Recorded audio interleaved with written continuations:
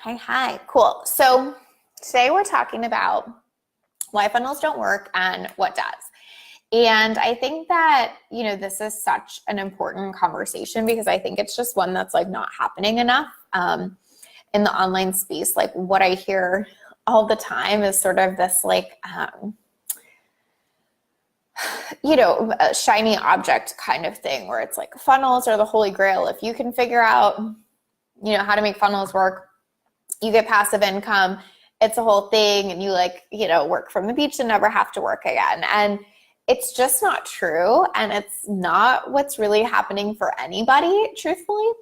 And so the reason I want to talk about that is because I want to talk about what are all the things behind the scenes for it that go into it, what actually works, what doesn't work, and kind of like dispel this myth that like there's this holy grail where if you just write enough perfect emails that you get to put your feet up and not do a thing. And it's just not like that. But like there are many things that work and work really well. And so I want to talk about a little bit of all of that because I really just want to take away this thing that we, what's the word? Benchmark that we hold ourselves to, which is like, if I can't create this perfect email funnel that gets me all my clients and converts, 50% of the time or 90% of the time, that like I'm missing something or I'm doing something wrong. It's not true. Most funnels do not work, y'all. Most don't work. There's a reason why, and we'll talk about it, but it's just like such a kind of like a bullshit thing in our space that like we're meant to think that like, if we just do it right or get the right thing, that like we're going to be able to put our business on autopilot and never have to do anything. It's just not what's happening at all, right? Okay, so truth, definitely not what's really happening and not where things are going. It's such a perfect point too, Kate. Like I think there may have, and I would say may have been a time in our industry where that kind of worked to a certain extent because it was such a new and underdeveloped industry that like you could write a few emails and always get a sale. And it's just not the case anymore. And I totally agree with you that it's not at all where our industry is headed. And it's so important to be aware of those things and be prepared for those things instead of like, again, trying to like replicate something that is not working for anybody that way anymore. And I so think that when I say that it's because our industry has changed a lot, I want to be really clear that I don't mean that in a bad way. Like I'm not like longing for the days where you could send, 4 emails and get big sales. That is not actually a good thing necessarily, right? And it's not necessarily a bad thing that our industry has more noise and more saturation. That means it's growing. That means there's a need there. Like it's so good to be in the place we're in. It's only getting bigger. It's only expanding. But with expansion comes more choice for people. And with that comes new strategies that need to happen. So I want you to keep that in mind. Like this is not a bad thing. This is an excellent thing that our industry keeps growing and is expected to keep growing and is expanding. I think some people see that as such a negative thing. They're like, the market is saturated. First of all, it's definitely not saturated. And second of all, it's not bad that it keeps growing. That is such a positive for us. So we want to see it as that, but we also have to know that anytime you're at the beginning of an industry and anytime something is moving forward and expanding, new strategies are always necessary. And I think when we're hanging on to the old ones, like, well, I heard about this one person who created this 7 email funnel and now makes $1 million off of it. We're like hanging on to shit that happened 5 years ago. And wondering why we can't replicate it and making ourselves frustrated all the time. And it's like, we have to stop doing that, right? That's also when Facebook ads cost, like 50 cents a conversion. It just isn't true anymore. And I'm not saying that to be like the negative Nancy. I'm saying it to say all of us have an opportunity to evolve. All of us have an opportunity to do this better. And that's what I want to focus on in this live stream. Hey, Anissa, thank you for joining me. Kate said, yes, there's a big shift. And even in your funnels, intimacy must exist 100%. Hey, Debbie, and moving forward, especially. Absolutely. Absolutely. So let's talk about like what we're even talking about when we talk about a funnel. Funnels basically are the assumption of like narrowing of decisions, right? So funnels are based on narrowing of decisions. But here's something important to remember. Most of our real interactions in this space now are actually based on like an expanded set of choices and really on like the experience of the thing. So funnels also work on the philosophy that someone's already interested in you, right? Like they want to buy a thing from me, so I'm going to lead them through this like narrowing set of decisions and get them to buy a thing from me.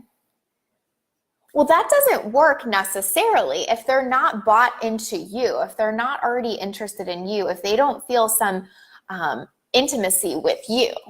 Does that make sense? So it's like we're walking them through a set of decisions, but maybe they haven't even decided on you yet, because there are, 5,000 other business coaches too. The way it used to work was there wasn't a lot of decisions to be made on that, right? There's maybe like 2 business coaches they were looking at. So they're already a yes to you. They get in your funnel and then they work through a narrowing set of decisions. Does that make sense? The game has changed because they have a wider set of options, a wider set of choices. So one set of narrowing decisions no longer works because your audience is dealing with an expanded set of choices. Is everybody following me? Can you give me like some hearts or some yeses or some like praise hands if you get me? Because I know that this can be like a little bit complicated. Kate says 100%. Amen. We have to shift as the industry shifts always. Okay, good. Cool. We're on the same page. All right. So funnels work when you have somebody that's a yes to you and have an engaged audience. Funnels also potentially work to get someone to be a yes to you. But when we're trying to create a very short sequence to get them to make narrowing decisions about us before they're bought into us, we're going to lose every fucking time, right? They are not a quick fix. What is a quick fix is your relationships. The money is in your relationships, not how good your email is. The money is always, always, always, always has been, always will be in your relationships. It's just that before, when the industry was less noisy, you built the relationship faster. Does this make sense to everyone, right? Like, I'm trying to think of an example, but like when Netflix maybe had like 5 shows, it was easier to pick. And then maybe you became really loyal to one. Now there's like 1 million. And so like your expanded choices make it different. Does this make sense? Shannon says money is in the relationships. Always, always has been, always will be. And so if you're not using your funnels to create more intimacy, more connection, more relationships, you're not going to make the sale. If you're using your funnel just to go through a narrowing set of choices about why your program is awesome, bye. It just doesn't make any sense anymore. People have to be bought into you. Now, if you have a super warm audience and you run them through a funnel, fuck yeah. If you have a cold audience and you run them through a funnel to get them bought into you, fuck yeah, right? But when we're trying to take new people and just tell them why they should, like, run them through decisions to buy our program, we're totally missing what's actually happening in this industry. Totally missing it, right? Kate says, faux show. That's why funnels in the future have to be about creating the environment to build the relationship. Totally agree. Versus buy my thing the second. Exactly.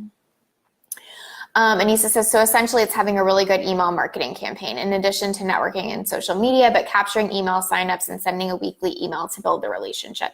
Yeah, I think that's so part of it, Anissa. I think it's however you build relationships. Like for me, this is one way where I build relationships is like get on live stream each week and talk to you guys, right?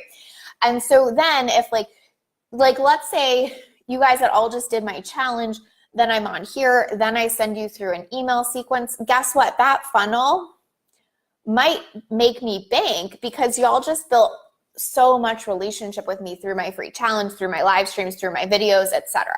So it's like the whole puzzle has to come together. And a funnel is a piece of that puzzle. But what a lot of people in our industry are doing is they're trying to make the funnel the whole puzzle, and then they're frustrated as fuck when it's not working, right? And they're like, well, I heard about someone who X. Well, like, okay, I bet that person either has had major brand loyalty for a really long time or is always doing stuff to build relationships, right? So when you have a funnel, it's a piece to your big puzzle. But people that have that working for them really well are giving a shit ton of value in building relationships in plenty of other ways than just that one thing. when we're trying to do the old model of like, you don't have to do shit, but run a Facebook ad, send cold traffic to a thing, and then walk them through a sequence to buy your thing, you're going to lose every time. Does that make sense? Because they have an expanded set of decisions. Before, it was like, if there was like one person that taught email marketing, then yeah, you could run them through that and they're going to buy. Right now, 100 million, I'm not kidding, 100 million, but like 100 people are teaching that they're seeing. So like, to just assume that they want to buy from you is not the point. The point is to get them bought into you and then get them to buy. It has to be these two things, but relationships are the win, right? Kate says, yes, love this combo. Exactly how I work with clients to create these experiences. It requires a shift in seeing it as a longer game versus those instant wins that pay off in the moment, but not long term. Right, and I don't even think they're paying off in the moment anymore for most people, to be perfectly honest. Like, I don't think anybody is being really successful at like cold traffic to a thing and then a bunch of emails about the thing and then converting the thing. I don't think that's working at all anymore. And I don't think it's ever going to continue to work in the future. And again, why? Because funnels are based on a narrowing set of decisions and your people have an expanded decision environment going on. And their experience of you and of the thing is way more important than like your email. Right? So the money is really in the relationships. Funnels can support the deepening of that relationship, but they have to be a tool that you're intentionally using to do that, or you're going to be disappointed. If you're not using it to cultivate deeper, more connection with your audience, that's going to be a problem. A lot of my clients have success with funnels, but because we add other pieces in, like strategic free calls at the right time, a ton of value-based marketing, lots of relationship building, right? And so the funnel works, but it works because they have all these other pieces going into it. Does that make sense? So like if, they're enjoying your like some pieces of your funnel and then we add in like a strategic free call at the right time and then they're getting on the phone with you, guess what? You just deepened the relationship and you just took it to a new level and you provided value in a new way, et cetera, et cetera. And so part of that funnel helped you get there and it was a tool that worked, but what's actually working is the relationship that you're building, is that know, like, and trust factor, is the fact that they're bought into you so they want to buy your program. That is the game right now. They're bought into you so they want to buy your program. I literally just had a sales call last week and I said to the person on the call, she said she had been watching all my videos and all this stuff. And I said, cool, like, I know you've been watching a bunch of my stuff. Do you want me to tell you about my program, or have you already read the sales page? And she was like so transparent and was like, here's the truth. I didn't actually read your sales page, but I don't even really care. I'm like sold on you. So like whatever your program is, sign me up, I'm in. That is the new way to do marketing. To get them so bought into you that they want to buy your program. The old paradigm of funnels is get them bought into your program. It's not the game we're playing anymore. The new paradigm is get them bought into you so they want to buy your thing. Does that make sense? Kate says, totally. Sometimes even if it tends to undercut the lifetime value. So you win on a $7 thing, but kill the sale you really want. Exactly where I'm going with this, Kate. Thank you. It's never just the funnel itself. It's the, oh, hold on. I lost it. Oh, it's the holistic experience that is all inclusive. Exactly. A funnel can be a tool, but if you're banking on your funnel making you bank, you're in trouble, honestly. So that was an example. Someone was bought into me, so they didn't even care what my program was, right? And this is what we're trying to cultivate in this new paradigm, is that intimacy with you, that relationship with you, right? If you use your funnel to do that, you're gonna be successful. If you're trying that old paradigm of like, here's the decisions to buy my thing, forget it. Here's another thing I want to say based on that conversation I just had. I actually hosted a retreat recently and we were talking about this because all my clients were, not all my clients, but all of the people that were there were my clients. And we were like, who's even read my sales page? And like nobody had read my sales page. Like most of my clients never even read my sales page.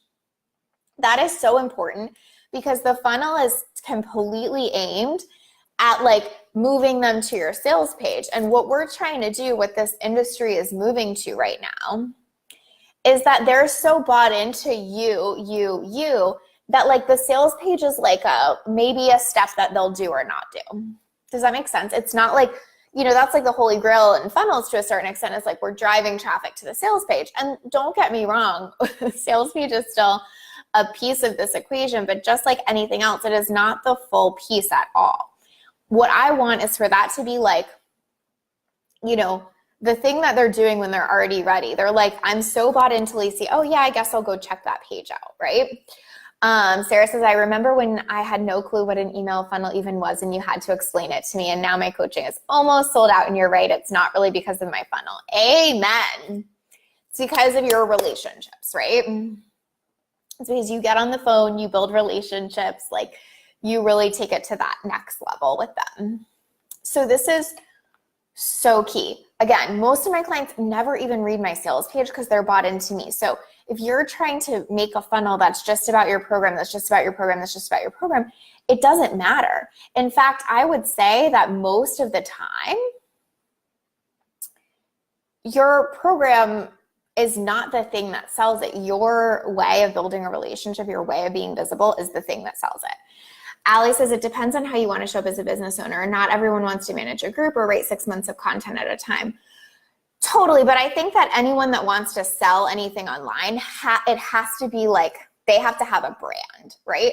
So however you want to develop that brand, and your customer's relationship with your brand is okay, but relationship is still the thing. Even if it's not with you, your relationship or people's relationship with your brand is what is going to sell things. It's not their relationship to your course. It's not how good your course is. It's their relationship to your brand. And here's the other piece of that. The relationship to your brand is, you are your brand in most cases, but whatever it is so key, because that is the thing that you actually want to keep happening, is that you have happy customers that get you more clients, that buy from you again. A lot of like this old paradigm of marketing is like, get one person to buy one thing and that's it. Part of this new relationship building is get someone to be so happy with the thing that they bought that they keep buying from you, or that they tell other people to buy from you. And I personally think that's a thing that has gone away a lot in our industry. I think we've moved away from quality. I think people are trying to churn shit out to make a quick buck. And like Kate said, they're not playing the long game. They're playing the short game of like, let me churn this kind of half-ass course out and then just funnel as many people through it as possible, right?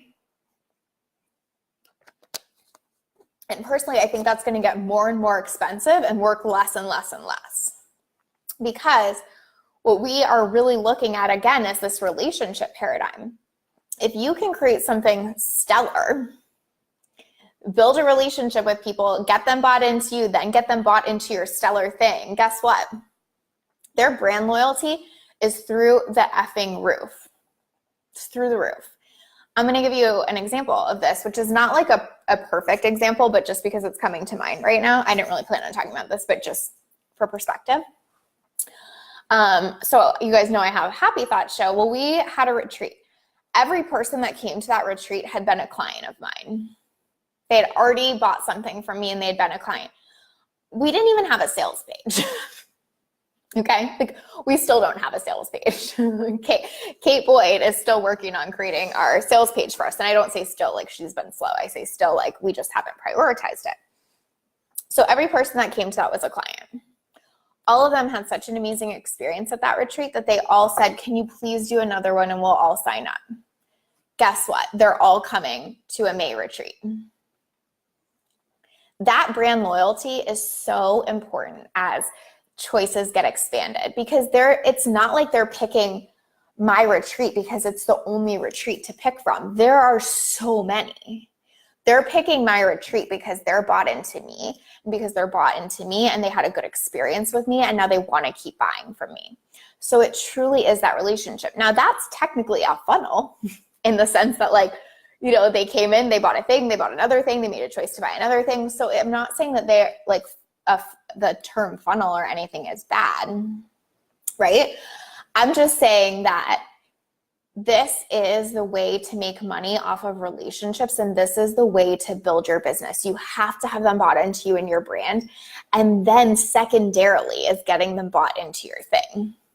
And once they're bought into you and your thing, helping them find more ways to work with you, to market for you, to talk about you. Like that brand loyalty is so key. Like I think about, like as an example, like, you know, like I'm such a diehard Target person, and like I'm always like making a post or saying something about like, you know, you guys know on most of my Sunday self-care Sundays are like, I'm going to walk around Target. Like I am so brand loyal to them. I talk about them all the time. I'm always getting stuff there. I'm like always on that. Like even if there was somewhere else I could go that had the thing for cheaper, I'm probably still going to Target. It's not about the thing. It's about my relationship and loyalty with that brand. And so that's what we're trying to instill. Your funnel can be a tool that helps that, but that is the absolute freaking foundation of online marketing. And that's also where our industry is moving to more and more and more, because as it gets more and more saturated, I can choose from 100 courses on sales. Why do I want someone to choose my course? Well, they have to choose me first. Does that make sense? Debbie says, I think that sales page is a nice to have, but to get more details of the program, but I don't think it's truly why people buy, for sure. Elise says, so much truth in that. Thank you, girl. Kate said, work in progress. Absolutely. She's working on it right now. Kate says, totally, it's part of my framework for marketing. The quality of the work experience creates sustainability. So your LTV is high. LTV. Long-term something? I don't know. You tell me, Kate. I probably should know that, but I don't. Fewer leads needed to hit your goals, more freedom and flexibility too. Kate said, well, Sarah said, well, everyone signed up. That just made my night. Heck, it made my week. Sarah, I think 4 or 5 people have already signed up and paid. Everybody still has 2 weeks, and everybody has like said they're committed. So yeah, we got everybody. Kate says, love that you mentioned that that's the funnel. That's the key. Your funnel can be anything, not just your email, and you can systematize once you know your relationship style. Exactly. Oh, lifetime value. You're so smart. Duh. Exactly. So like, it's not that a funnel isn't a tool. It's not that like technically what I'm working people through with like being my client, then coming to the retreat and then coming to another one isn't a funnel. It's that it's based on relationships. It's not based on like just this narrowing set of decisions about why you should buy my thing. It's based on their relationship with me. And so the more we build funnels off of that, and the more we use funnels as a tool while we cultivate more relationships outside of just the funnel, that's how we're creating loyal customers, loyal brand relationships. And that's how we're having to actually market less, because our customers are marketing for us more, right? Almost all of my clients sign up with me again, and almost all of my clients recommend someone to me. That makes life so easy for me, right? And that's what we want. This whole thing of like churning through people, like just get as many people as you can on your list and like give them a thing, and then bring in more people and give them a thing. It's going to get harder and harder, because it's going to get more and more expensive. Like ads are only getting more expensive. So the thing to do is to really build the relationship so you don't have to spend new money on new acquisitions all the time, right? So that you can really keep getting brand loyalty, keep getting those repeat customers, and those customers are marketing for you. Like, I know passive income is like such a thing, but let me just say, like, that's real passive income, is when your clients keep buying from you and when they market for you. Like, literally, one of my clients got on a Zoom call with someone else and walked them through all of Basecamp and my sales page and everything. And so the person got on the phone with me, and I was like, let me tell you about my program. And she was like, oh, no need to. So-and-so already did. And she already walked me through Basecamp on Zoom and everything. So like, I'm ready. That's an easy sale. Like, I spent no money on that. I spent no time on that. And they're ready to buy, right? But also, you know, part of a funnel. So it's not that that's bad, but that brand loyalty, that customer loyalty is like absolutely the fucking thing, right? Sorry.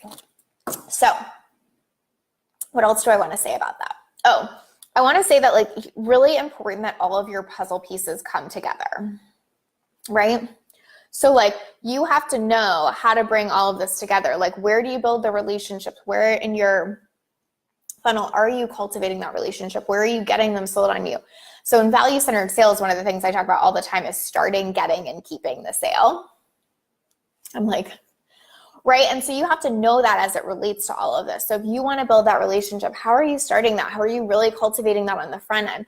How are you getting it? How are you really making that happen? And then how are you keeping it? How are you keeping brand loyalty? And how are you keeping customers wanting to buy from you again and again? Does that make sense? Kate says, yep, and usually for higher ticket stuff than $27 product that you maybe broke even on. Usually for higher ticket stuff than your $27 product that you maybe broke even on. Kate, tell me, I'm sure you were saying that about something that I was talking about a minute ago, but just tell me what you meant again. Shannon said, how can you feel more stable if relationships are your marketing? For example, if referrals is a high way my clients get clients, how can she feel more stable doing that next month? I mean, I think the important thing to remember is that like, I hate to say this and it's going to sound kind of bad, but stick with me for a second, is like most of the time in online business, you're never going to feel that certainty. And also you can feel that certainty. And so here's what I mean by that. I think everyone is like dying for certainty in online business. Everyone is running to the thing that feels certain. You know what's really not fucking certain? Facebook ads and funnels. Like, you know what I mean? Facebook, it changes their shit 24/7 and it only gets more and more expensive.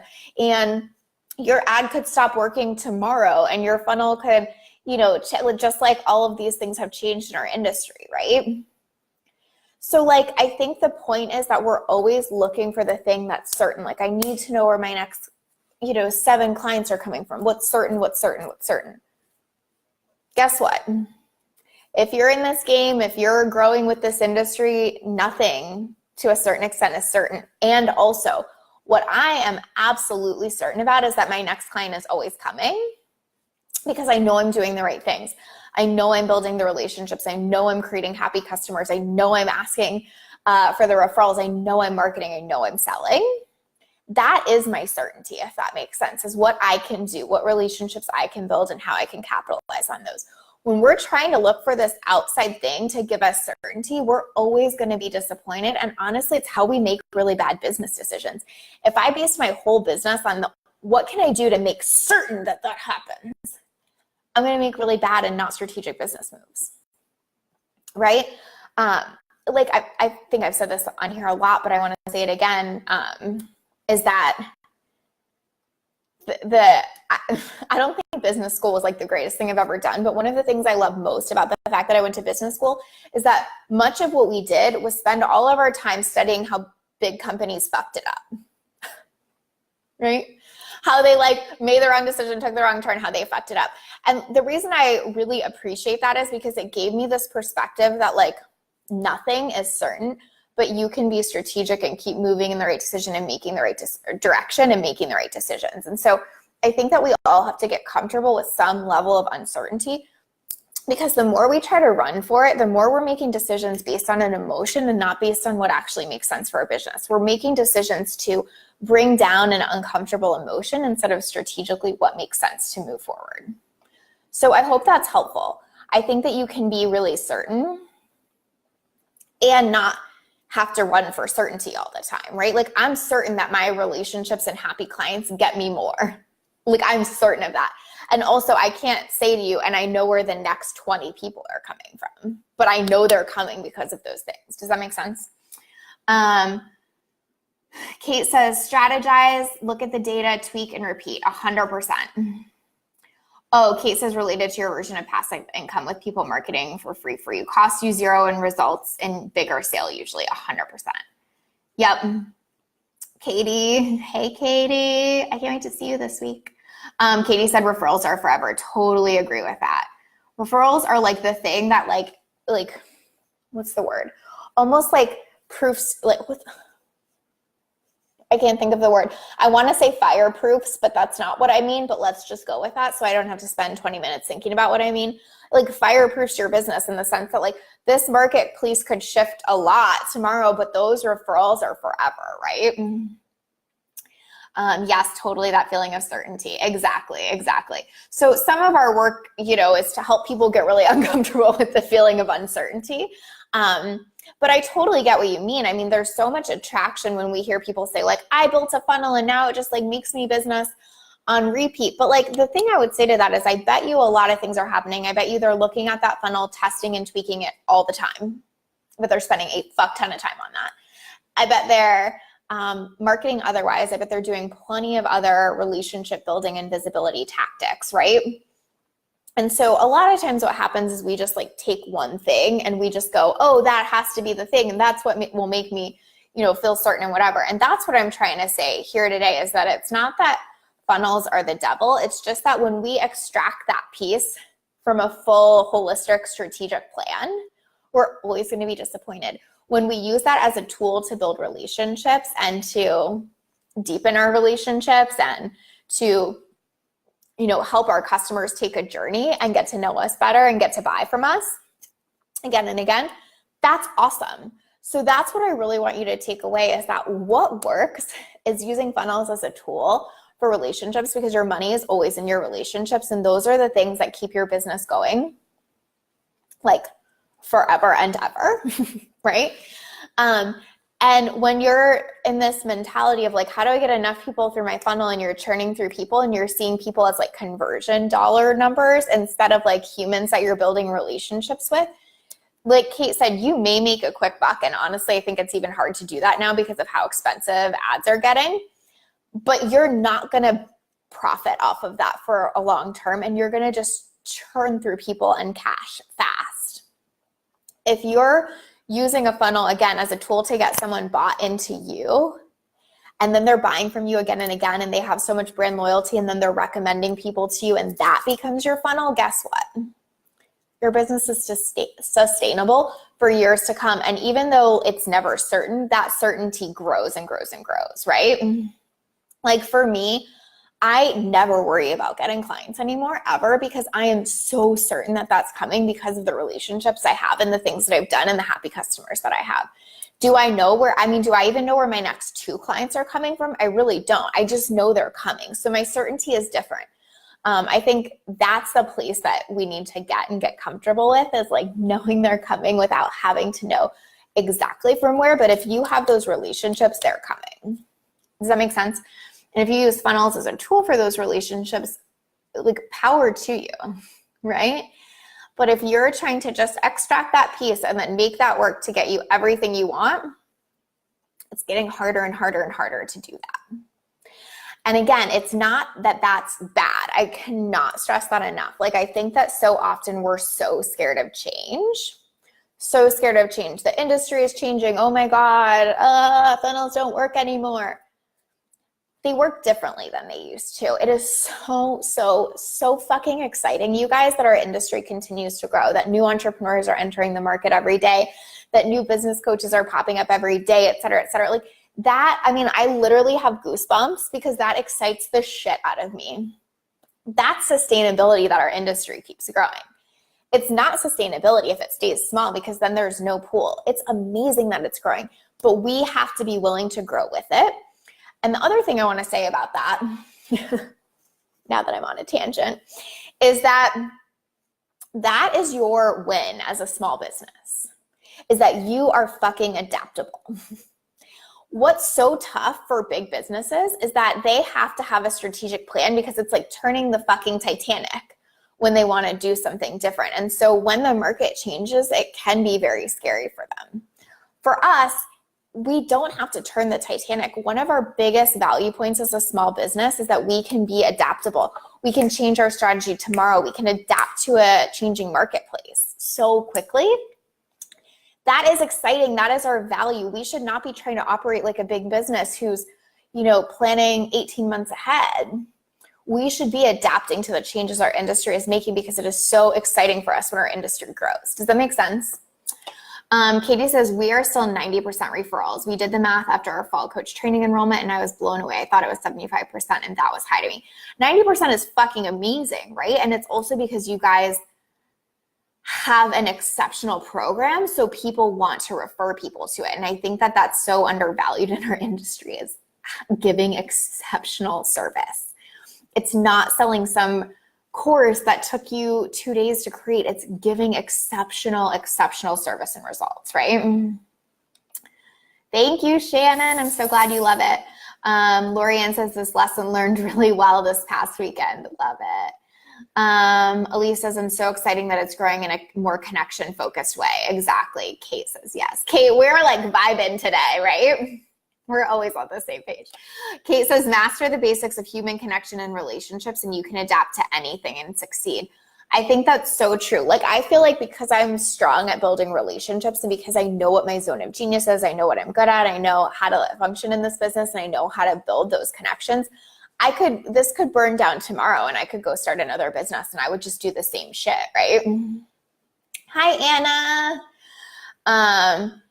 Katie says it is amazing, but we've also spent on ads, so we are cutting back and reinvesting in our referral base. Oh my God, I love that. So that's such a great example. It's like Katie's company has been super willing to spend on ads, and I'm so not trying to say ads are not a tool. I just think, again, they're not.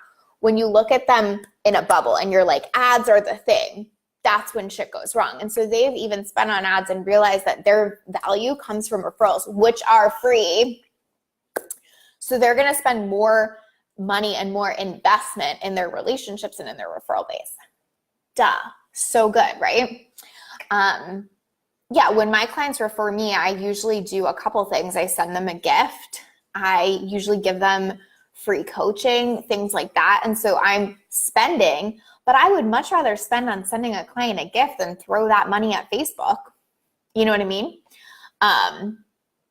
But to the point, many of my clients use ads. I still use ads sometimes. There's nothing wrong with that. They're an excellent tool if you're using them in context of the fact that relationships are still the key. If you're using them to get people bought into you. A lot of what I do with my clients now with ads is we use them to cultivate deeper relationships with their existing audience. One of the things I do with ads is we use these live streams and send them to my existing audience to deepen the relationship. So we're using ads to get more in front of my audience and build that relationship more and more, right? So again, I'm not vilifying ads and I'm not saying that funnels can't be a great tool. But what I'm saying is when you extract it and you go, I want this funnel to get me all my clients, it's going to be real hard and you're going to spend a lot of money. When you're saying, I want this to get people sold on me and I want to deepen my relationship with them, and then I'm going to use other tools from there to start the sale, get the sale, and keep the sale, that's when you're going to continue to win as the industry continues to evolve. So that's my preaching for today. Hope that was helpful. I hope that this helps you refocus, especially if you just did the Money Making Machine Challenge. Like, you know what your 90-day goal is. You know what you're working toward. You know what your execution plan is. Make sure within that you're building relationships, right? Make sure that you're really strengthening those connections. And most of you, that's exactly what you said. So many of you had the goal to, like, you know, get on live more, open your Facebook group, that kind of stuff. That is perfect because that gets them more bought into you.